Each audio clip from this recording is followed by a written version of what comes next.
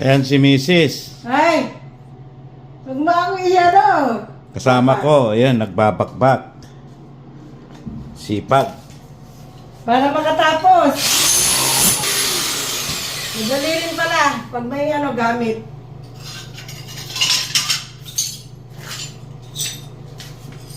Kaysa nakatayo, nagsa-cellphone. Ayun mo, bilis.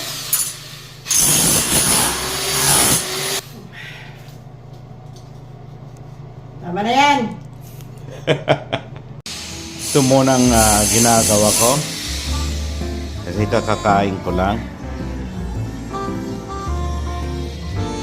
Ilalagay ko rito. Ayan, natapos din.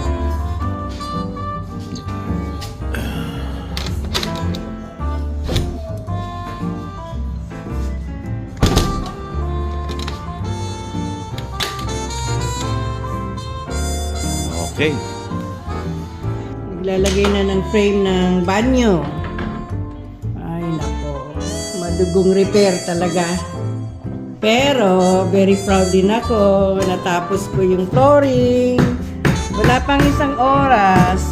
Pagka may gamit talaga. Eh ganyan pala dapat. Pag may gamit, madaling matanggal yung tiles. Ito yung ginamit ko. Almost $60.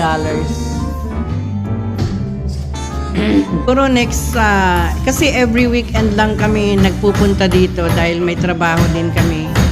Next Saturday at saka Sunday, hopefully walang hindi mag-overtime si Bossing.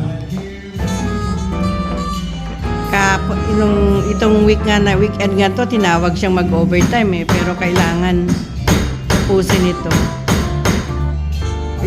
Next week, na kami, lalagay na ng tiles. Finally, natapos na rin, nailagay na yung mga stud. Hirap din. Dito kasi hindi basta-basta maglagay ng stud. Kailangan i-follow din yung requirements ng anong tawag doon, Papa? City.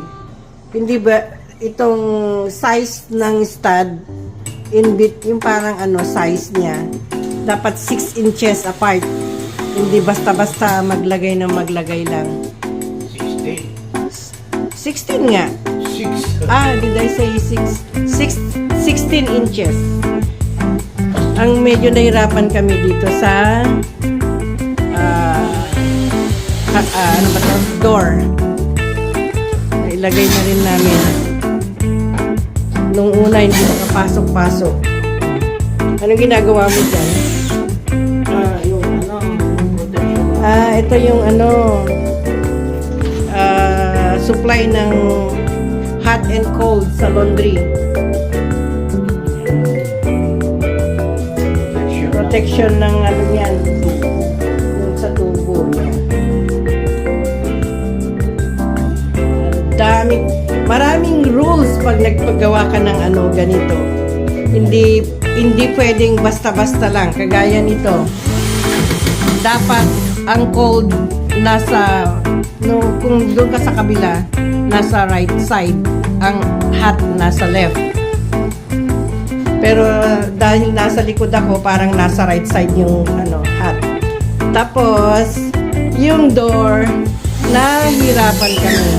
Kasi hindi magsarado. So, ngayon, okay na. Yan. See? Diretso na. Ang susunod, maglalagay na ng sheetrock. Tatakpan na yung mga yan. Marami pa kaming gagawin. Ito ang mahirap, madugo. Okay yung tiles, kaya lang wala nang kaparis ngayon. Dahil matagal na rin ito. Yung malalaki pa to. So, ito ang babakbakin namin na susunod. Ayun na. At saka ito, papalitan din yan. Kasi ito, ano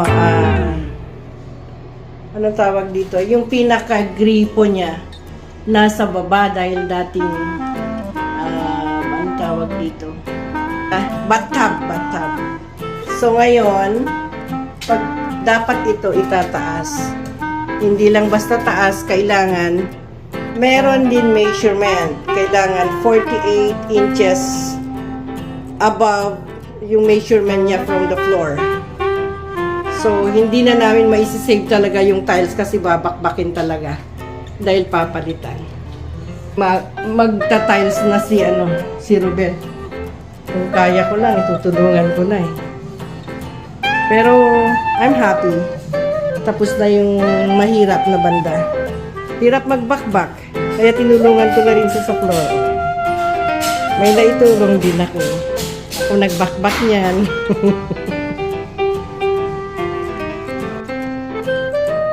Nakakapagod din. Ayan, at tinanggal namin yung slab nito. Yung pinaka-marmol niya. Ito siya. Ang bigat. Bali, dalawa yung tinanggal namin. At ito yung mekanismo ng tubig. Yan. Valve niya, itataas ko ng konti.